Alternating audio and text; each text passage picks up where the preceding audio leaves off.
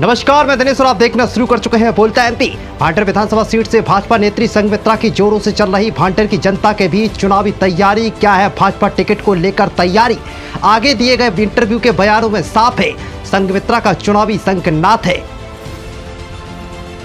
मध्य प्रदेश विधानसभा चुनाव की उल्टी गिनती शुरू है और राजनीतिक पार्टी के प्रचार का एजेंडा नेताओं की कंठमाला से एमपी की जनता का नाम भज रहा। वहीं दतिया जिले की भांटर विधानसभा सीट से कोई भी राजनीतिक पार्टी सियासत के मैदान में मयान से निकली तलवार के बार को खाली छोड़ना नहीं चाहता, बस भांटर की जनता के दिलों में राज करना चाहता। भांटर विधानसभा सीट से कर रही भाजपा नेत्री संघमित्रा का प्रचार भी भांटर सीट पर जोरों से चल रहा। हमने भाजपा नेत्री संघमित्रा के साथ किए गए इंटरव्यू में कुछ ऐसे सवाल उन पर दागे जो उनकी सरकार को लेकर भी थे। हमने पूछा, अगर भांटर विधानसभा सीट से संघमित्रा विधायक बनी तो वहां की जनता के दिलों में क्या राज होगा? तो उन्होंने बताया, बेरोजगारी और शिक्षा पर पहला काम होगा। कई सवाल पूछने के बाद आखिरी सवाल यही पूछा कि भाजपा के राज में महिला कितनी सुरक्षित है। जरा भाजपा नेत्री संघमित्रा के दिए गए बयानों को ध्यान से सुन लीजिए।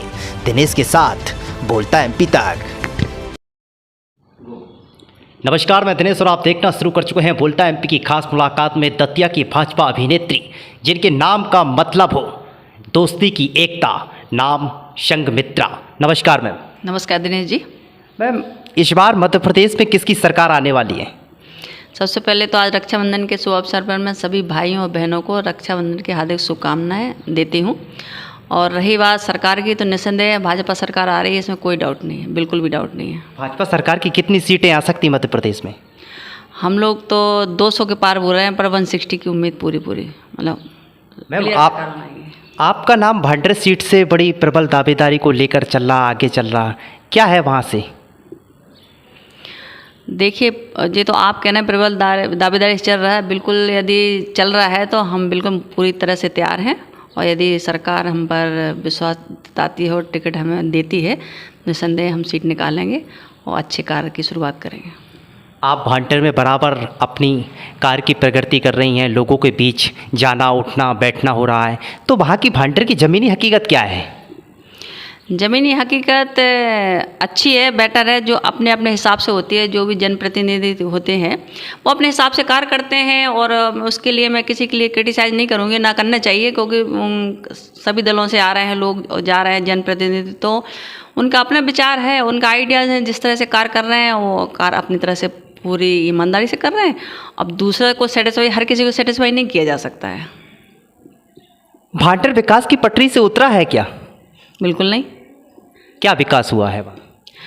विकास तो सड़कें तो कंटिन्यू बनी हुई हैं, नालियाँ बनी रही हैं, अभी विकास कंटिन्यू हो ही रहा है। पर मैंने वही बात रिपीट कर रही हूँ कि वो अपने अपने आइडियाज़ होते हैं, किस तरफ से विकास होना है और कैसे विकास होना है, वो अपने जनप्रतिनिधि पर डिपेंड करता है। आपका क्या आइडियाज़ है वहाँ पर? मेरा आइडिया तो विकास तो हो ही रहा है और इसमें लगातार हो ही रहा है। सरकारें कर रही हैं, केंद्र सरकार हो चाहे राज्य सरकारें हों, विकास निरंतर हो रहा है। मेरे हिसाब से एजुकेशन का तरफ से मुझे थोड़ी कमी नज़र आती है, तो शिक्षा का विकास मेरा उद्देश्य है, और स्वास्थ्य का, और जो युवा युवती हैं उनके लिए रोज़गार मुहैया करवाना है, या स्वावलंबन के लिए उनके लिए व्यवसाय उपलब्ध करवाना, मेरा यही उद्देश्य रहेगा। मामा शिवराज लाडली बहना के एजेंडा पर काम कर रहे हैं, क्या ये कितना सत्य है? बिल्कुल सही है। वो हमेशा ही महिलाओं के लिए काम करते रहे हैं, चाहे लड़कियां हों, चाहे महिलाएं हों, चाहे बेटियां हों। आजकल तो मामा हमारे मामा बने हुए हैं, हम उनकी बहन हैं, और निस्संदेह वो हमेशा ही प्रयासरत रहते हैं, और हमेशा ही उनका उद्देश्य है कि महिला स्वावलंबन बने और आत्मनिर्भर बने, इसलिए वो महिलाओं के लिए कार्य कर रहे हैं। मध्य प्रदेश में भाजपा के राज्य में महिलाएं कितनी सुरक्षित लगती हैं आपको? पूरी तरह से सुरक्षित है। इसमें कैसे सवाल, आप मतलब बड़ा सा टेढ़ा सा सवाल है, सुरक्षित क्यों नहीं है? ऐसे क्या हो रहा है? ऐसे मध्य प्रदेश के सागर जिले में एक दलित व्यक्ति को पीट पीट कर मौत के घाट उतार दिया जाता है। जब उसकी माँ उसको बचाने जाती है तो उसको भी निर्वस्त्र कर दिया जाता है, ये क्यों? ये सब कांग्रेस की साजिश है, और जब चुनाव आते हैं और सब ये सारी पार्टियां मिलकर यही सब नंगा नाच करती हैं, जो बिल्कुल गलत है और समाज में एक गलत संदेश देती हैं। ऐसा कुछ भी नहीं है, और सब कांग्रेस की मोनोपोली है, वही कब कर रही हैं, सिर्फ भाजपा सरकार में ना आए इस सब के लिए। मान लीजिए कि आपको भांटर सीट से भाजपा का टिकट मिलता है, भांटर की जनता के दिलों में कैसे राज करोगी? क्या करोगी वहाँ की जनता के लिए आप?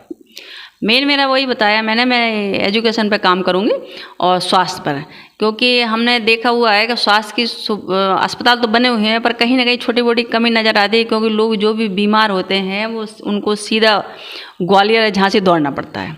तो इसके लिए कुछ ना कुछ ऐसा होना चाहिए जो तुरंत इमरजेंसी में कम से कम फर्स्ट एड दे सके वो, तो उसकी मुझे कमी नज़र आ रही है, मैं उसमें काम करूँगी। दूसरा मुझे युवाओं को, जहाँ तक मैंने देखा है कि वो कहते हैं मुझे नौकरी चाहिए, तो नौकरी इतनी बड़ा भारत देश है, उसमें जनसंख्या की इतनी वृद्धि हो चुकी, नौकरियाँ कहाँ से आएंगी, तो उनको स्वावलंबन बनाना और उनको आत्मनिर्भर बनाना मेरा उद्देश्य है। कि मैं कई बिजनेसों से जुड़ी हुई हूँ, तो उनको बिजनेस के लिए तैयार करूँगी और नौकरियों के लिए, क्योंकि मेरा फैमिली बैकग्राउंड फौजी रहा है, तो मैं उसको उस लाइन पर तैयार करूँगी। यदि जो भी जाना चाहे तो निसंदेह मैं उनको तैयार करूँगी और उस मार्ग पर ले जाऊँगी।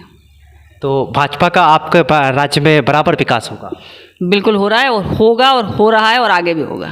तो जैसा कि हमारा बात संघमित्रा जी से चल रही थी कि अगर भाजपा से टिकट मिला तो हम भांडेर की जनता के लिए वो करेंगे जो अभी तक किसी ने नहीं किया। दिनेश के साथ बोलता MP तक।